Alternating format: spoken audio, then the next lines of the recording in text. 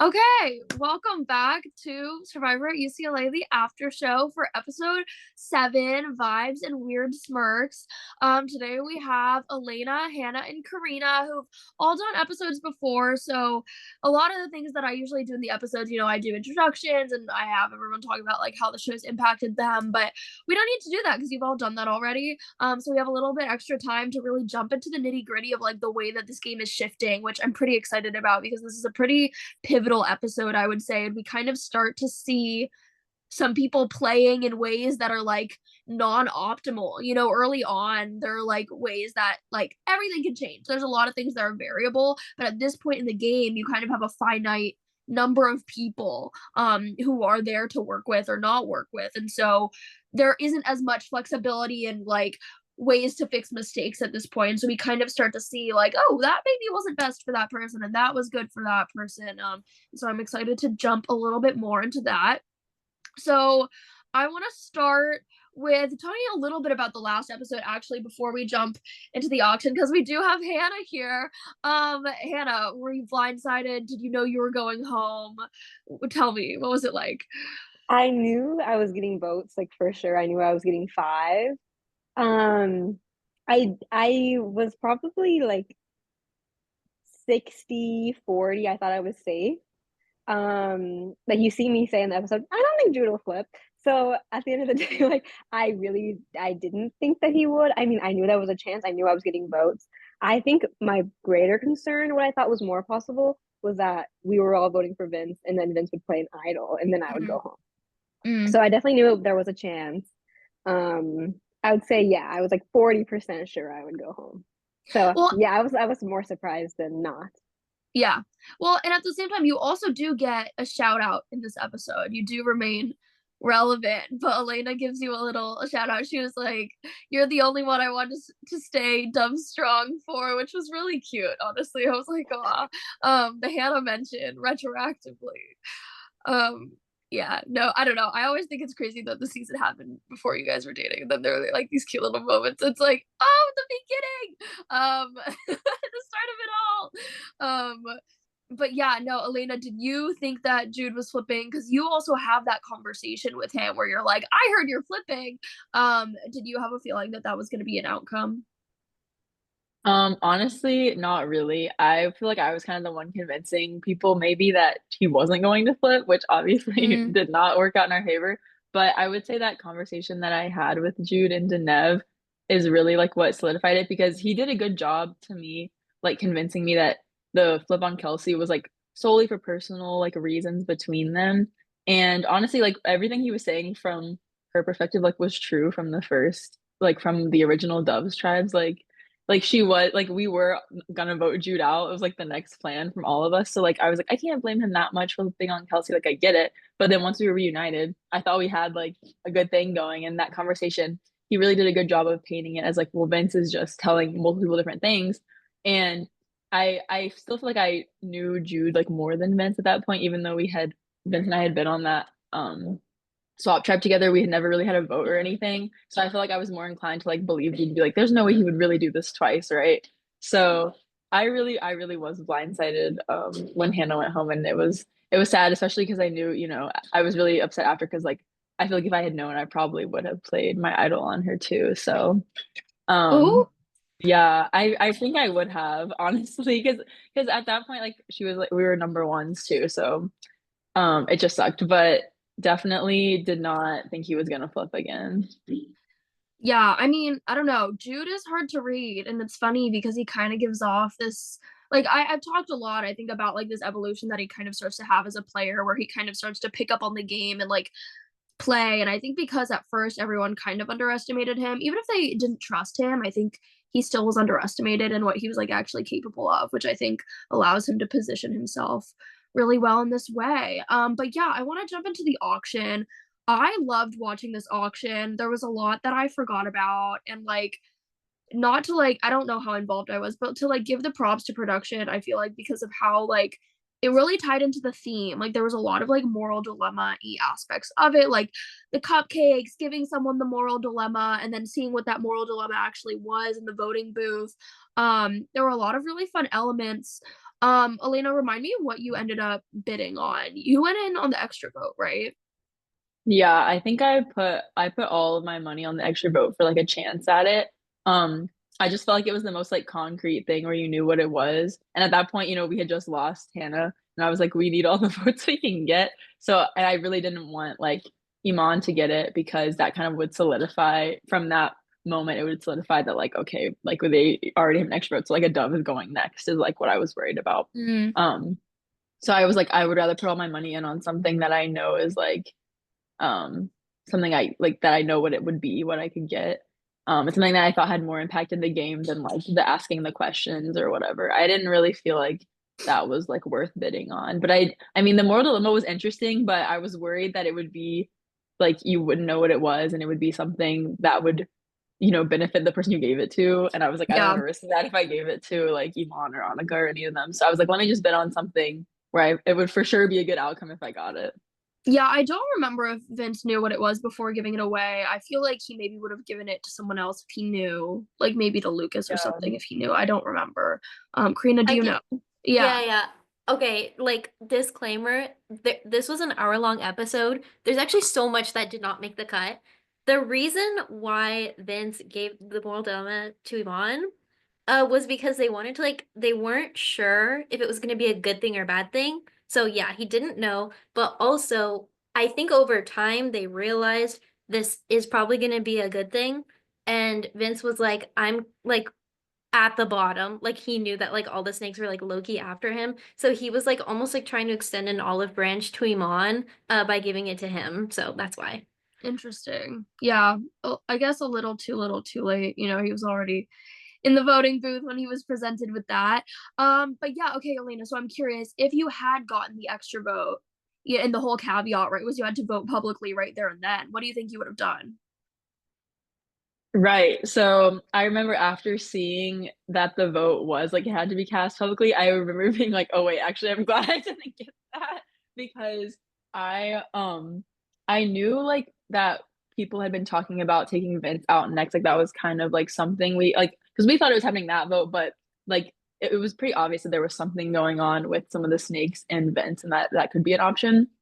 But I was worried about being the one to kind of like start that, like in that moment, like start that motion because I didn't want like, to put any type of target on me specifically because I was like, okay, we just had the wrong move. Like we didn't get what we wanted. So for me to put myself out there in any way would have been scary. But I think because I had heard like people maybe being okay to vote Vince in the future, I probably would have gone ahead and put the vote on Vince. Yeah, that makes sense. It's interesting because that vote does end up being pretty inconsequential compared to Right. season 3, where it wasn't a public vote, but it was an immediate extra vote, and that was what sent me home. And so I think it's interesting to see that balance. I know, devastating. My number one going and casting a extra vote to send me out. Like, okay, okay, Colton. I know he's not watching this, but that's okay. Yeah, so it's interesting to see the dichotomy of like that and also like the difference that the vote being public can make as well, and also just the context of the season. I thought that moment between Dunker and Iman was really funny, where Iman was like, he voted me out like 4 times and Dunker was like, it was 3, right? Like that was really funny, I thought.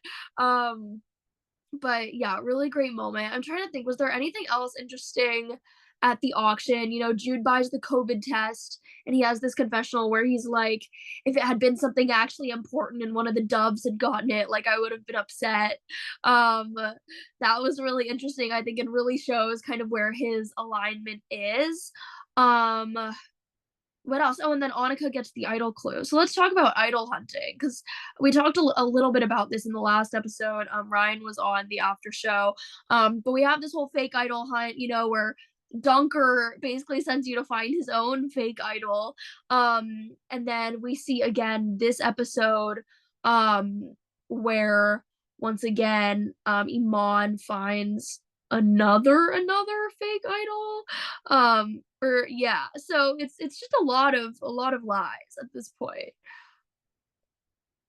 um Yeah. yeah, go for it. Oh, well, I was gonna say, I still to this day have zero idea why Dunker would want Ryan to have a fake idol. Like it literally makes no sense because they're like Dunker and Ryan are like close. Like they were allies more than I was with Dunker, but it's like why would you want someone you trust to think they have an idol? It absolutely made no sense to me because if Dunker had even told us or told us about one of his idols, like we could have maybe done something with it. I don't know. It like they just went both completely to waste and it kind of like screwed us over in that moment. And I get that he was gone, but it's just like I still to this day have no idea why he would want Ryan to have a fake. But I remember when we found it, immediately I was like, this isn't real because of like the red string The red thing. ribbon, yeah. Yeah, like I think I clocked it. I think because it was right after Valentine's Day, I was like, this is probably from someone's Valentine's I think that's what like Ryan gift. was saying. Yeah. Yeah, and so we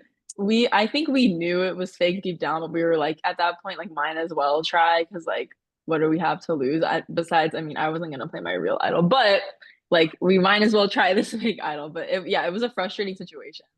Yeah, So I mean, it's interesting, and we see how, like, Dunker being secret about whoa, like, having the secrecy about his idols, like, almost really backfires for you guys because you almost push the vote onto him at this double tribal, and that could have been really horrible, for yeah, for a lot of reasons, I guess. Like, imagine you've done that, right, and then he stays, and then you've also, like, fractured that relationship, like, that could have been, really, really bad. Karina, do you have a take on the fake idols?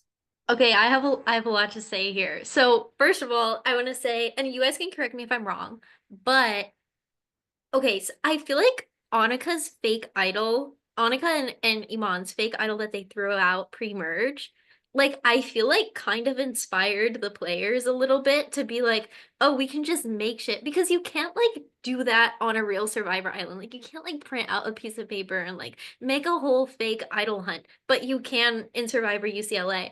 And I feel like I don't, did this happen during season 3? No, right? That people Not really, no, because idols were barely in play. Like, they yeah. were so hard to find that they really didn't become much of a factor.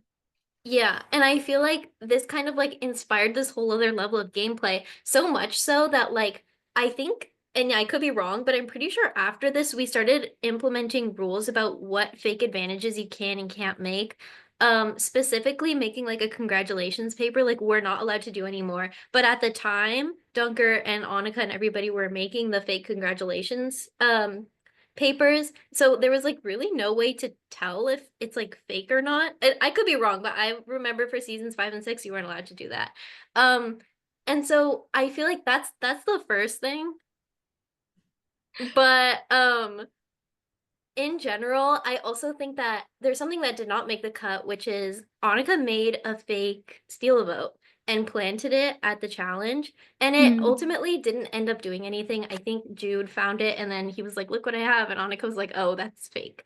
But it like kind of sort of played into like something that happened with Dunker and Jude. None of it really ended up going anywhere. But I do think it's like kind of like yeah, it is a little stupid that like Dunker like gives this fake idol to them, but I also think that like the impact that it had on Iman was probably like a little bit more interesting. Especially because there were a couple moments during the double when everybody's saying, I think Dunker has the merge idol, and Iman would sometimes turn to the camera or like at some point, I don't think it made the cut, but he would be like, they're all freaking out about the merge idol, but I have it, you know? And so he was under the impression that Dunker did not have this idol and he was not going to play it at the second tribal. And it was this kind of thing where if like Iman had like been less secretive about it and had somehow managed to push the vote back onto Dunker, like that would have been really bad. And like the it would have like ricocheted off of to like Jude or something. I think that's who the other votes went to, which Yeah. I find to be a really interesting scenario. The Yeah, two. no, that is really interesting. I was gonna say, I think at this point, I'm not sure the policy on creating congratulations papers, but I do know that like production can't like confirm anything essentially and be like, yes, that is real. But no, yeah, I think it's really funny that Jude ends up catching those spare votes. Ryan is really not a Jude fan, which I think is really funny because like they are friends in the postseason world. But yeah, no, there's this clear like real like dislike for Jude that Ryan has. I also want to jump a little bit into this perception of Ryan that's being created that I thought was pretty silly. And I'm glad that like brat has evolved into a new meaning nowadays, but at the time probably wasn't as kind. But we have this whole segment of Annika being like, how dare he think he like has a right to like influence the vote, like you're on the bottom, you don't get to like tell us what to do, which is like crazy talking by, like she's right, like she's not wrong, but the way she was saying it was kind of crazy. Like you should still like at least still get opinions even if they're not going to be, you know, hold weight. Like of course he should be happy he's not the one going home. But I definitely thought that was like a little bit crazy. And then it gets kind of brought back up in the double where it's like, yeah, like I want to get Ryan out. Like he ends up being one of like the names. Um, but yeah, I mean, Hannah, so you were with Ryan from the start. And there's kind of this in the pre-merge, you see this rivalry brewing between Ryan and Iman, as we've talked about a little bit. Do you like did you ever perceive Ryan to have this like stubborn like persona that they're like kind of painting of him? Well, no, I think it's completely stemmed from the blind side where I got voted out. I remember like after I got voted out and I was coming in on I like briefly saw Ryan and he was like so upset that I was voted out and he was so upset at Jude. But he's a real one for that, honestly. Like his gameplay was loyal to a T. And I think if loyalty is going to be your thing, you really have to commit. And he did commit. He was mad at Jude for flipping, and so he continued to vote for him. And if that's what his game plan was, I respect that. Because at that point, for loyalty to be your thing, but then you kind of flip and do what you were mad at someone else for doing, it's kind of contradictory. So I respect what he was doing. Some people can see it as bratty, but if you're gonna do that, you have to commit to the bit, I think. Even if it wasn't a bit, you have to commit. Yeah, I respect his grit and his unwillingness to budge on what felt important to him, honestly, like him wanting to vote for Jude and being like not wanting to vote for Vince and yeah, all these pieces. But I think we also here really start to see this like cross tribe communication kind of like really happening, right? Like these groups are really starting to merge between tribe swap tribes and like original tribes. Like we really start to see this overlap, especially in the double. um but yeah, okay, I want to talk about the immunity challenge a little bit. Fun fact that didn't make the edit, but under that skull with the push pins in it, we see it for like literally half a second in the episode, but it was one of the things that you had to count. It was like a styrofoam skull which had a bunch of push pins in it. Underneath it, I'm pretty sure there was an idol clue that I don't think was found. I don't think anybody ever picked it up. But I do believe there was something under there. Wait, are you Easter egg. sure? I'm like pretty sure. Okay, because there was like something that was going on during the challenge. Is Annika just like completely given up, and she was just looking for idol clues like the whole time. And there's one moment where Evan like looks at the camera and he goes, "Annika's looking for an idol clue, but there's nothing planted here." I'm pretty sure he says that. I'm not sure, but It's possible. I really feel like I remember there being something with the skull, but I don't know. I could be wrong. Maybe we were gonna and then we didn't. But yeah, no, that's interesting because she already had the clue at that point, didn't she, from the auction? yeah, she did. Yeah. So But she like hadn't had like any time to look right. like. But like girl, like what you think we're gonna put it like the part two to the clue also, like you know what I mean, like if she found another clue it would have been the same thing. But yeah, Elena, so you had a strategy where you tried to remember everything and it didn't go so well. But tell me, are you typically good at memory challenges like that? I mean, you did win the previous memory challenge, right? Yeah, honestly, I thought I could remember all of them, and like I did remember all my numbers. I think I just counted one wrong, and like I think it was one or two numbers I had wrong because I maybe counted a little too fast. But I knew I could remember everything and like what it was. I just think I'm unfortunately messed up on the counting. But I remember I was like the first one to ask for a check, and I was like pretty confident. But then since the deal with like coming back with all of them, you know, is like you have no idea which one was wrong. Like there was one where I was like counting really fast and I was like, I don't know if this is right, but I went back to that one, but it was too late at that point because Lena's like strategy of just like making sure she had like two right at a time or whatever ended up paying off. But I do think like if I had gone a little slower on the counting, I think I could have won because I felt pretty confident about like memorizing everything at least. Yeah, Yeah. Elena has some great confessionals here in this section. I think you both narrate the challenge pretty well with your different strategies, and it's definitely made to look like it's between you two. So it definitely was, I would say, relatively close. But yeah, so I want to talk about the Vince vote a little bit more explicitly. We've already started to talk about the double. But yeah, no, I'm curious because I think in some ways this was good because it got out a snake.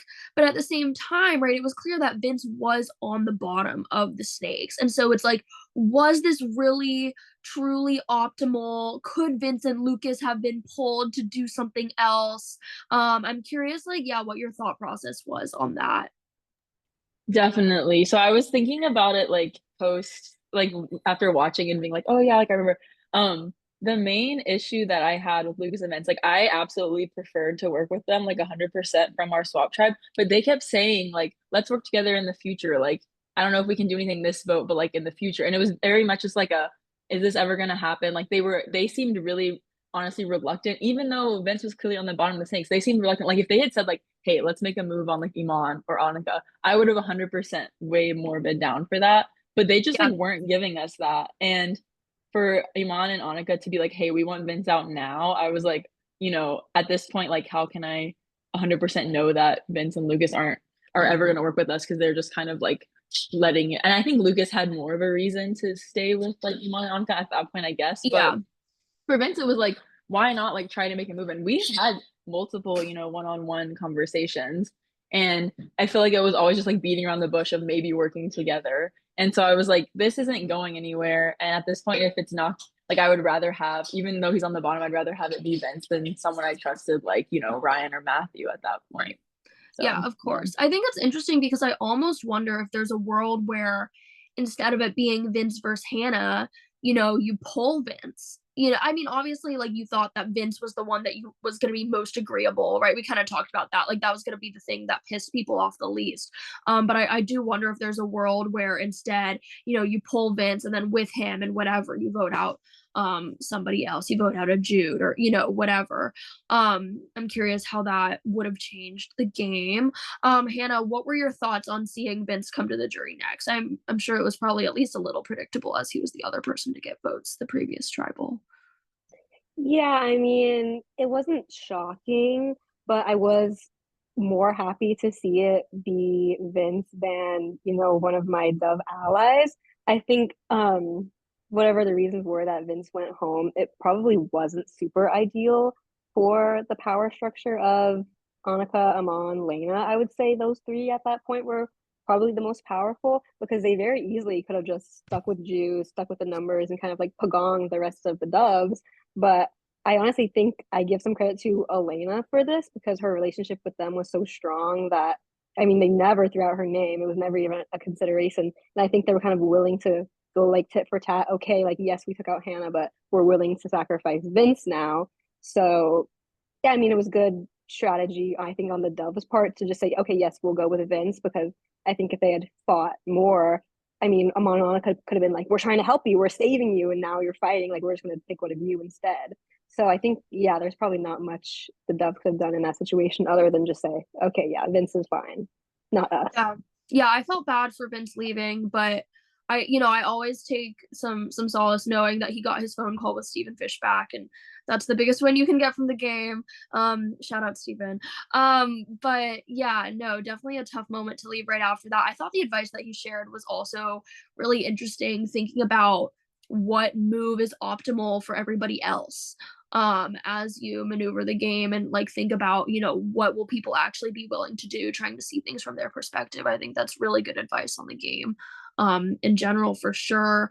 But yeah, I wanted to talk about the double because yeah, Elena, we see your name not get thrown out like at all while like every other Dove's name is thrown out. And what I think is really interesting is like you said, Hannah, like it would have been really easy to just pagong the Doves, but I think my guess is what happens is the snakes want options. They look at their odds going against each other, if they were to pagong the Doves, and they're like, well, if I can win over a Dove ally or two, maybe it'll be an easier path to the end. Karina, I know there was like so much footage. I saw myself in some of the back of it, which I was giggling over. Eli in his long knit sweater, and me in my spelling bee hoodie.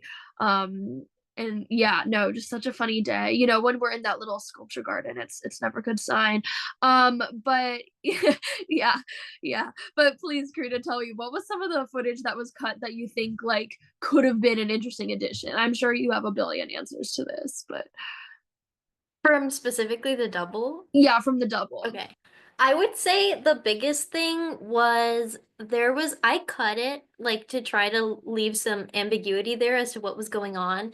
But after Elena was like, I don't know what to do, I don't know what to do, essentially a series of conversations happen where the snakes ultimately all say, okay, we're voting out Matthew. And it's a lot of like basically Elena and Ryan just like saying goodbye. And it's like really sad. Like it's really sad. And while this is happening, I think I'm trying to remember what the specific sequence of events was, but Annika at one point realizes like, well, this is really gonna benefit Lucas. And you can see that a little bit of like them being like Elena and Ryan are ultimately gonna be Lucas's like numbers to her perception. Um, and she's like, also, I feel like Elena's like never gonna work with me. And so she turns to Elena and goes, what if we just vote out Elena here? Which doesn't make the cut at all. And so sorry, unfortunately your name got thrown out one time. And right when that happened, Lena was like, no, don't do that. That's like really stupid. And Annika's immediately like, oh, you're right. Yeah, we shouldn't vote out Elena here. So I still want to give you your credit. You like played this double super, super well. But yeah, that was definitely like one of the biggest things, which is just like, yeah, this like sequence of events of every like basically saying bye to Matthew. Like Matthew knew he was going. And then yeah, there was a lot of debate about like this fake idol. I think ultimately both of you guys, like everyone knew that it was probably fake, but it was just like you guys coming to the decision, like, let's just play it now and see what happens. Yeah, that was like mostly it. I also yeah, I'll leave it there. Okay. Yeah, no, I mean, it was really interesting to watch it all unfold. I think like it's this push for Ryan is really interesting, and I think it's really smart for Lucas to fight for Ryan to stay. I think that's especially true though because Vince just went home. And while I think Lucas's justification for Vince going home is really sound, it does make a lot of sense. I do think it was a little bit early. And I think that him putting his foot down for Ryan was especially important there, having just lost a close ally. And I think with that, we kind of start to see Iman and Annika lose a little bit of agency, where the vote that they wanted actually isn't what goes through. Which I definitely think, Elena, you play a part in that. But I think Lucas and Lena kind of vouching is also a big player here. And yeah, I mean, I'm curious, like, if it really had been Ryan. I know you said you would have played the idol, but Elena, I'm pretty sure also you were second in immunity um to Lena by like, I don't think it was too long. But I do remember you being second, so I'm curious if things maybe would have been a little bit different if you'd won the necklace or something like that. But yeah, I think this like back and forth that we kind of see is really interesting. We do see a lot of names thrown out, and then we have this whole like Annika dynamic at Tribal where she's like, innocent. We find out that Dunker is sick and he's not there, and she's like, innocent. I think he played an idol. I think he played two idols. Like it all kind of unfolds like that as well, which I thought was pretty funny. But yeah, I'm curious, like, how vital do you think Matthew was to your game? Like, do you wish you'd laid, I mean, barring the rest of the game, right? Do you wish you'd laid your neck out a little bit more for him, or do you think it was okay for him to go there? Okay, well, definitely like despite I love Matthew on a personal level, and like as a friend he was so great, and like me, it never got shown, but me, him, and Hannah had like a trio alliance, and we like went to share team. We were like, yeah, and like we were like for real like at the line. And I think after Hannah went, it kind of was like, oh, like that was literally like right before Hannah went home that we like did that, and then she went home the next day. But I think at that point for me, really, I was just worried. I think I think, okay, after coming off the swap tribe and never having gone to tribal, and then also from our first tribe really only having, one vote off, that was like super, honestly, it's pretty simple. I think we were a little scared to like really play the game. And like I felt like that too. Like I was like, it was like kind of like taking the first step, honestly, of to like doing something that you didn't want to do. And I was like, oh my God, like I don't know what to do. And I think I was really anxious about my idol because Matthew and Ryan like knew that I had it and they knew it was real and like they knew, it was a possibility that it could be played. And I think that's why I was like trying to like kind of allude to the snakes that like, oh, like an idol could be played to like on one of them. But because they kind of knew it was between me and Ryan, but I never like officially at this point had said like, yes, it's mine or yes, it's Ryan's or whatever. But like the more that I thought about it, the more that I felt like playing the idol on Matthew didn't really make sense for my game at that point. As much as it sucked to let Matthew go, and that's why I really tried to like push onto Dunker because Dunker and I were never like close allies really ever. We were just like on the doves together, but we never really like spoke or had any like alliance that was like real to me. But I thought at that point if I had played my idol on Matthew, it would have really made me like the big next target to go for the snakes. And especially because I knew Annika and Iman were very like to me they felt like very reactive people that would like make a big scene about something like that. So I was like, I don't want to be on the wrong like the other side of that and like then be like, wow, because we had kind of had a thing going where it was like, whenever we agreed to vote Vince, they were like, okay, we'll vote Vince if like Matthew can go next. And I thought about it and I was like gonna try to maybe stop it and like push the vote a different way. But then when it was like a double, it's so everything's happening so fast. And although I think like Matthew, like we were really good allies, and like it would have been amazing to have him still in the game. I still felt like at that point I had some options. Like I really felt like there was maybe a chance at this point that I could work with anyone. We had to like I had really put in a lot of work socially. Like genuinely, there was like one day I was like on the phone like the entire day and like hanging out with people and like I really was putting in that effort too. And that's why I think my name didn't really come up at the double. But so I felt like I had some avenues. It definitely felt like I was backed into a corner and like two terrible options. But as much as I said like I might play my idol in my head, like I knew I was never gonna play it because I thought that that would make me like the next target to go and like because that would just be an easy thing to vote me out for and I wouldn't be able to protect myself and I was like I don't really want to risk that at this moment. But it did really really suck, and I feel like I honestly, when I watched the episode back, I was like, wow, I look really stupid. But then people have been saying, no, like like no one said your name. And I was like, well, I guess that's true. Like, I don't know. Because I didn't know about Dunker, having the both idols and was like pushing it on him. But honestly, I would have been fine if we pushed it on him and he played idols and Jude went home. I would have been like amazing. Like that would have been great. Like even though I would have had no idea like what was happening, I would have been like perfect. I would have rather had that than like than Matthew going. Yeah. But yeah, it is what it is. And Matthew, I will say, Matthew was really gracious, like exit because he really, if he was mad at me, like he could have told everyone like Elena had the idol and like she wouldn't play it for me, and like he could have done that. And he didn't say anything, and he was like, yeah, like I want you guys to win, and I was like. That, I think I cried a little. I don't know, Karina. I think I had like a tear in my eye at one point. I don't really remember, but I was really think sad. you were. I feel like I would have okay. remembered that. You held it But I feel like I was too. really sad. I was really sad because it just sucked, and I was like, oh, because two of my close allies were going like kind of almost back to back, like with Vince in between. But yeah.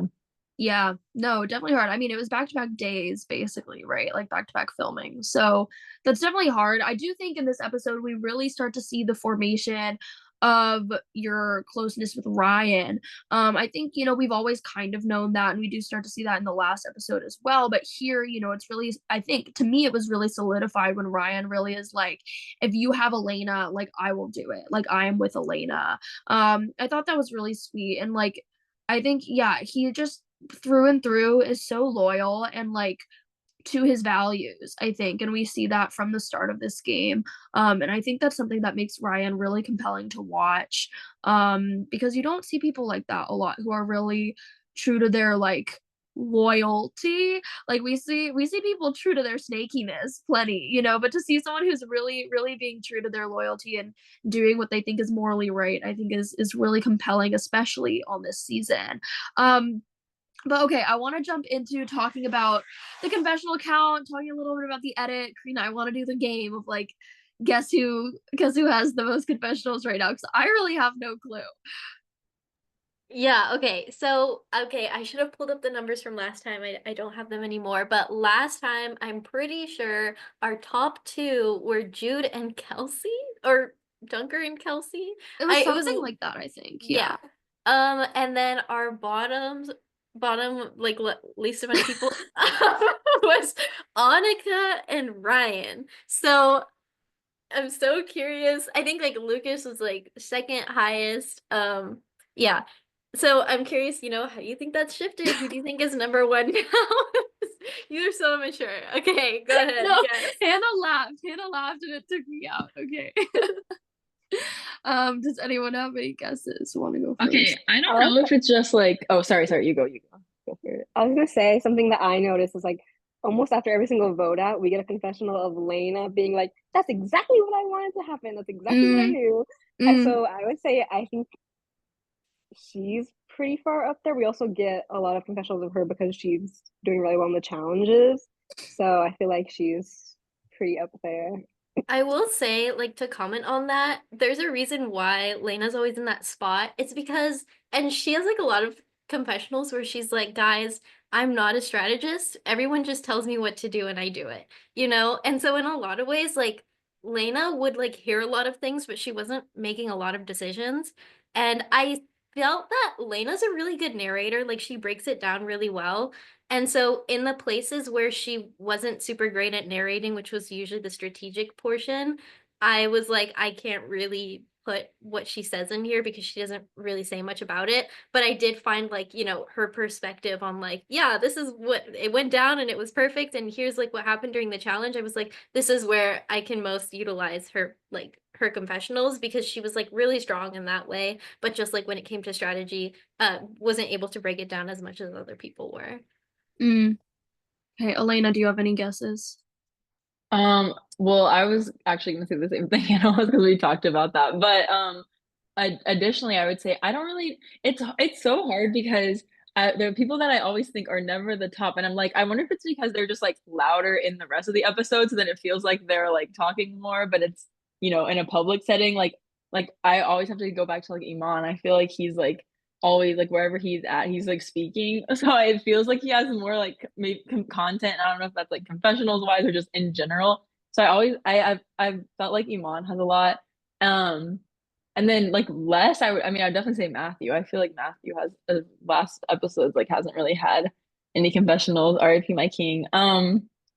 But yeah, like I don't know. I think it's now like evening out a lot too because there's less people, that have to be like covered and like get time. So I feel like everyone's at least had some screen time, which is good.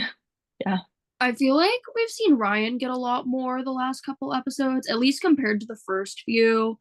I also think Jude is pretty consistently getting at least a couple confessionals in there per episode. I think Annika is maybe she had that one really big episode, but I think other than that, she's kind of fallen to the bottom a little bit. Well, that's not true because she still had this whole idol thing in the last episode. And then I think Lucas is probably still up there, but I don't know. Hit me with the data, Karina. Okay, so I will say, yeah, but a big thing about last time that I mentioned was that none of the snakes really had any confessionals in episode 2, and I think that's why the doves had such high like numbers. This time around, Iman is in the top spot. So you were right, Elena. He is averaging 3.8 confessionals per episode, which is like kind of a lot, you know. And then also for Survivor UCLA, it's kind of a lot. And then something interesting about Annika is that she was in the bottom for the last time. I think we clocked in around episode 3.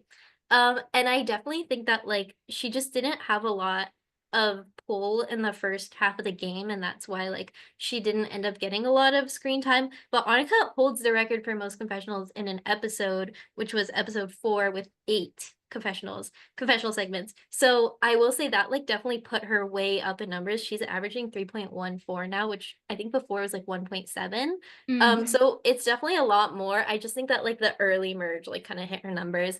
The lowest at this point, I guess if you're counting players who got voted out, is actually Hannah, with an average of 1.6. Rob. So Yeah, unfortunately, but players still in the Bro, you're game. snubbing her. No, I'm just kidding.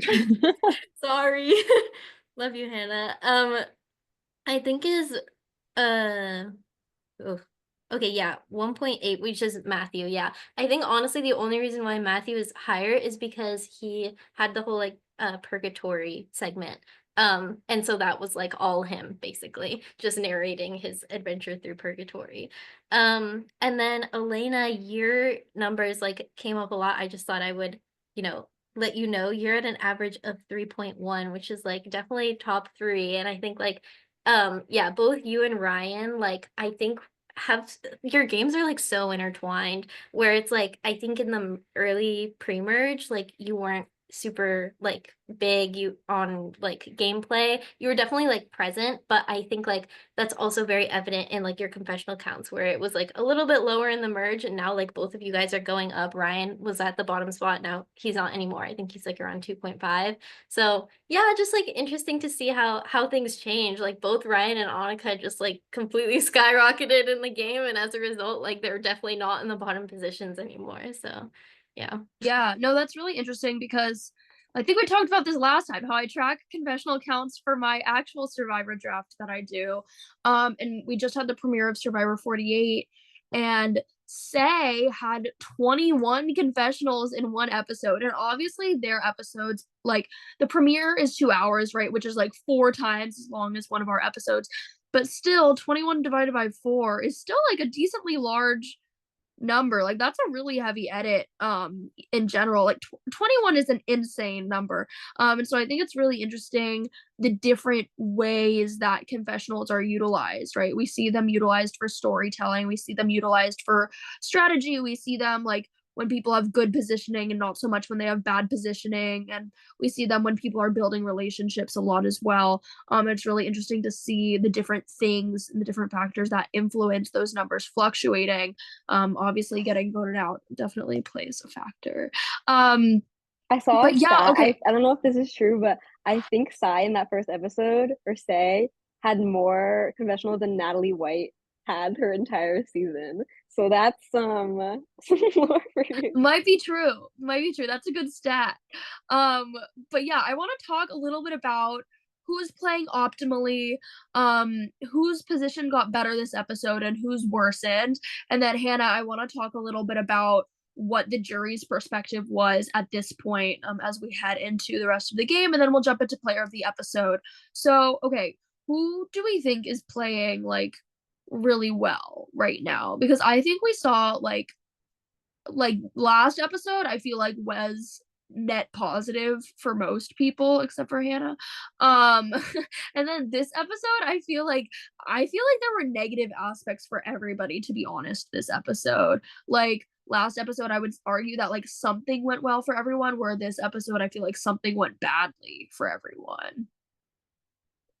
I was looking gonna say I feel like this episode, like nothing really went good or bad for Jude. Like I feel like I like forgot that he was there in the double. Like I like watching it back, I was like, oh, like, and which is interesting considering how, how angry some of us were with him just in general. I think it was one of the things where it felt like we were just trying to do what we could. I mean, I know his name was thrown out like a few times maybe, but I felt like there was nothing like extremely good or bad for him. Because I feel like the Vince vote was like bad for like Lucas. It was probably bad for Lena, like maybe a little bit bad for Ryan. Well, I don't know. We were happy with it, but maybe it was a little bad for us, in general. And then Matthew vote was like worse for Annika and Iman, like we had talked about. Um, so yeah, it's hard to say. I feel like it was almost like the people who were happy with the Vince vote were maybe not as happy with the Matthew vote, and like vice versa. Maybe Lena stayed in the middle position the whole time. I don't know. Someone else probably has something more thoughtful to say. Yeah, I mean, I think Elena, we definitely see play the middle. The other thing I wanted to point also is like you had that agreement where Matthew would go after Vince. And it's like, okay, you were saying that you were like thinking about going against that deal, whatever, trying to make it not happen. I think it's also really interesting that they were like trying to push for something else to happen too. Like, because you wouldn't have agreed to that, I think, if it had been Ryan, not Matthew, right? So definitely interesting how we see that push. Karina, what were you gonna say? Oh, I was thinking about like, yeah, who's playing optimally here? I think like I wanted to make a comment, like a wider comment where you had talked about like one of the really early like after shows about like the pace of the game and the way that like people Pace the adapt, game. I which love the was pace. such like that was so I remember like players from the current season that we're filming right now were like, wait, this is like really great advice. Like and I agree, like it definitely like really affects it and you can kind of see like as you merge, like the weird like dissonance between the pace of the game and the snakes and the doves like coming together. And I think like even though Elena, like you're at the like bottom, like your alliance is like kind of in shambles because you don't have the numbers. I do think that like Elena did the best job of like adapting to the Mm, snake's pace and like putting in the work socially. Like even though she really like you really have no like really pull in what's going to happen. You just kind of have to like take what they say and move forward with it. At the very least, like I was trying to think like, can I pinpoint one person where something didn't directly go against them? And I feel like I would, in some weird way, have to say it's Elena, even though we're like voting out your allies. It's like there's no way that you can convince them not to, but what you can do is convince them not to vote you out. So I do think that like in that sense, you're probably honestly playing the most optimally at this point in the game. I also thought about like Lucas potentially could be in a really good position because he got like Ryan to stay. But I also just like it's really hard for me to like give Lucas the credit here because he just like kind of let Vince go.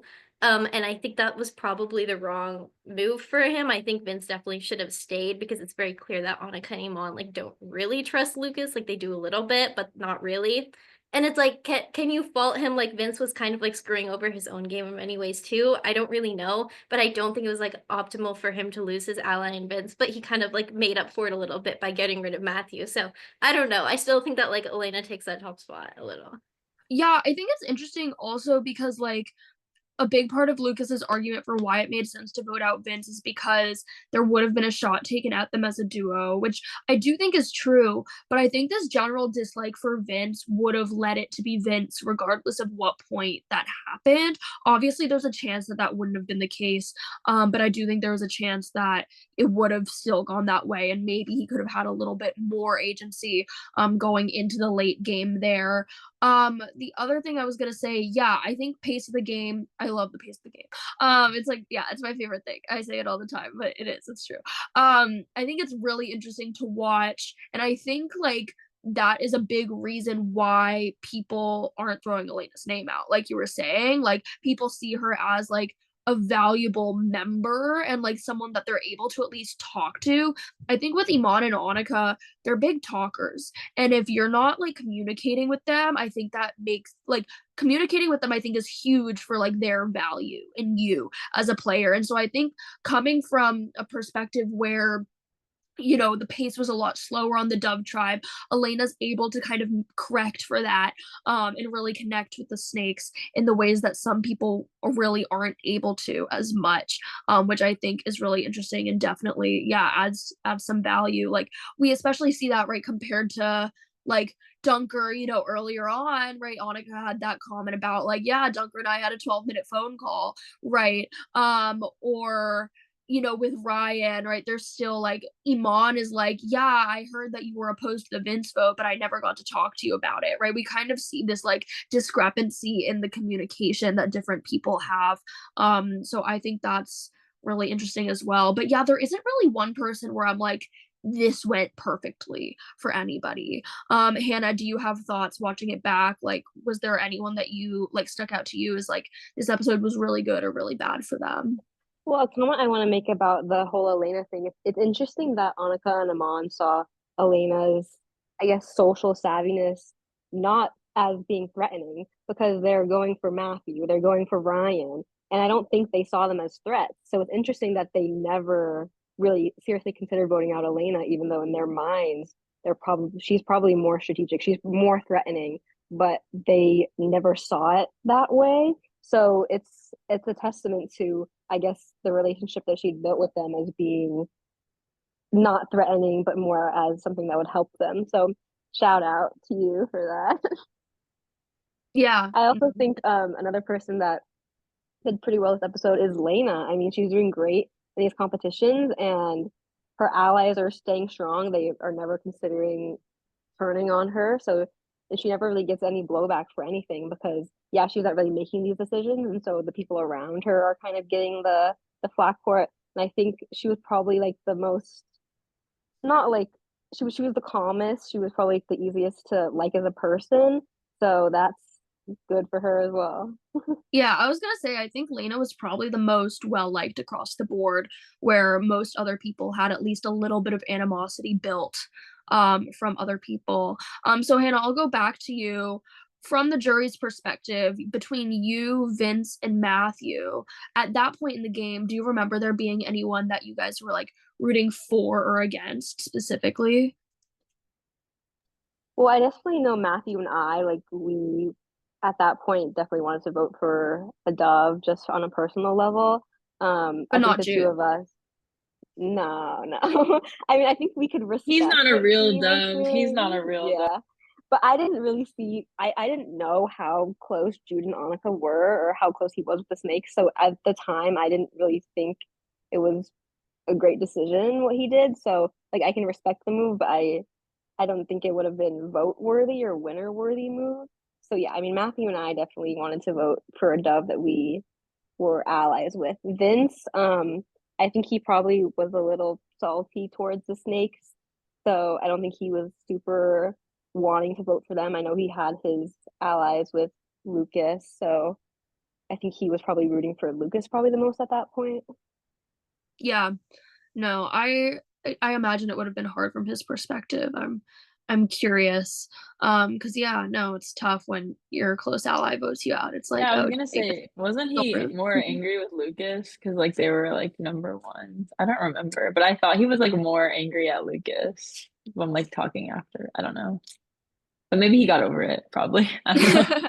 Well, we'll have to ask. I'll have to ask him. Okay, well, let's jump into player of the episode. I have the episodic. That's the word I was looking for. I was gonna say episodely, but that's not a word. The episodic tally. Where episode 1 we have 3 Iman, 1 Lucas. Episode 2, 2 Jude, 1 Elena, 1 Kelsey.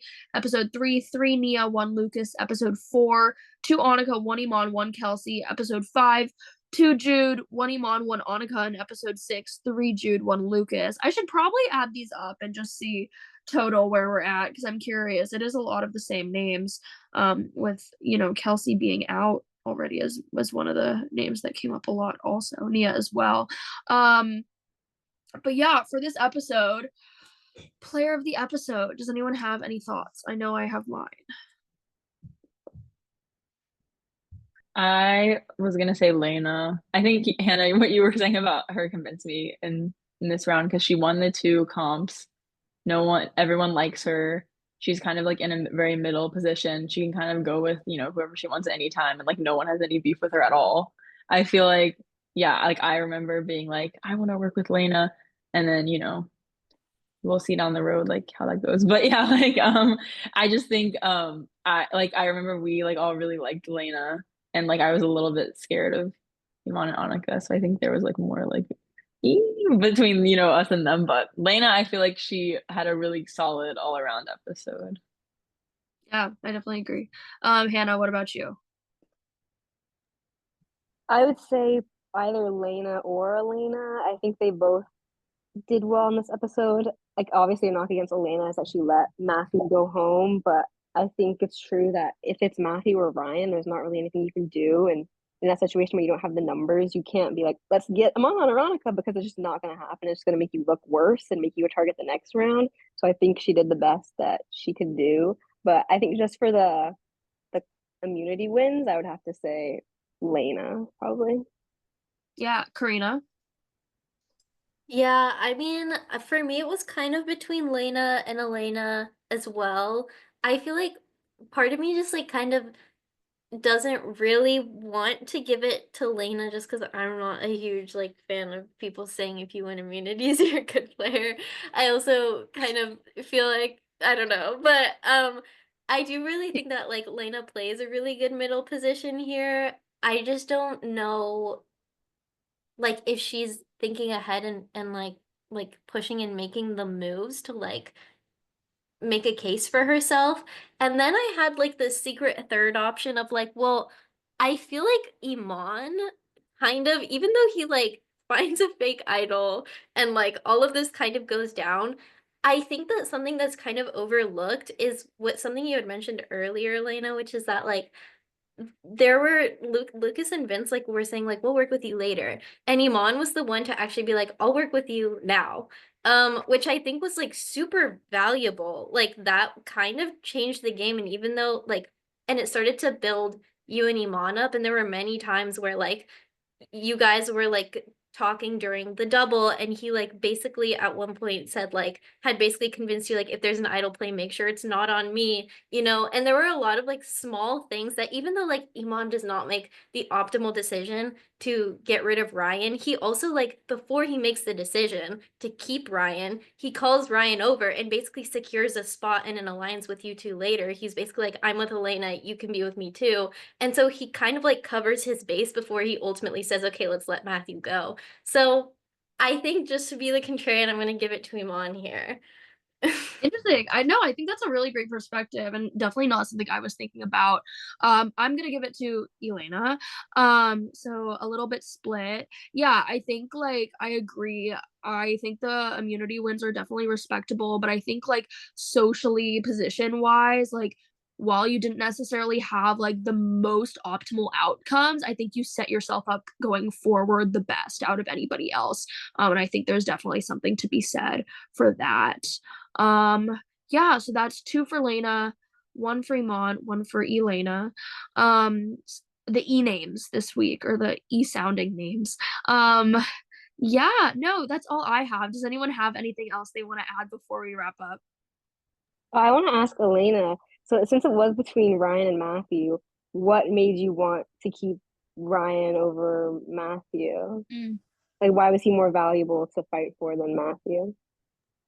I think, you know, as like I said, as I love Matthew on a personal level, I think I still had a lot more like strategy conversations with Ryan. Um, and also I did feel like Ryan kind of knew the game more. Like I said, yeah, more strategy, like he kind of knew the game more. Um, and I felt like at the end of the day, like I had never heard of anything about like, oh, Matthew's like considering working with this, or sorry, Ryan's considering working with the snakes.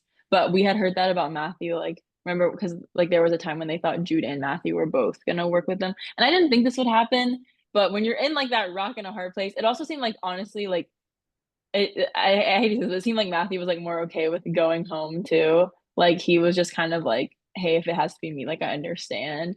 And so that's kind of seemed like the easier like option too. But it really sucked. But I think I had just had a lot more strategy conversations and like more like game trust, I guess, with Ryan. I will also say before we like Um, hit record, we were talking about how like Matthew had an in with the Snakes in the majority alliance and then like yeah. flipped back to the Doves to kind of like literally take himself out of a power position, which was interesting. And you know, we see the consequences of that.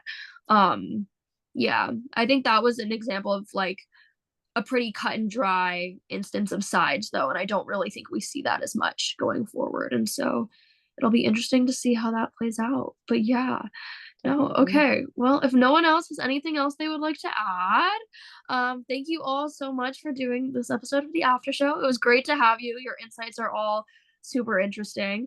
And I'm excited to see how this season continues to unfold. Yeah, catch us next episode, next Sunday at 8 p.m. Pacific. Yeah, bye. Bye.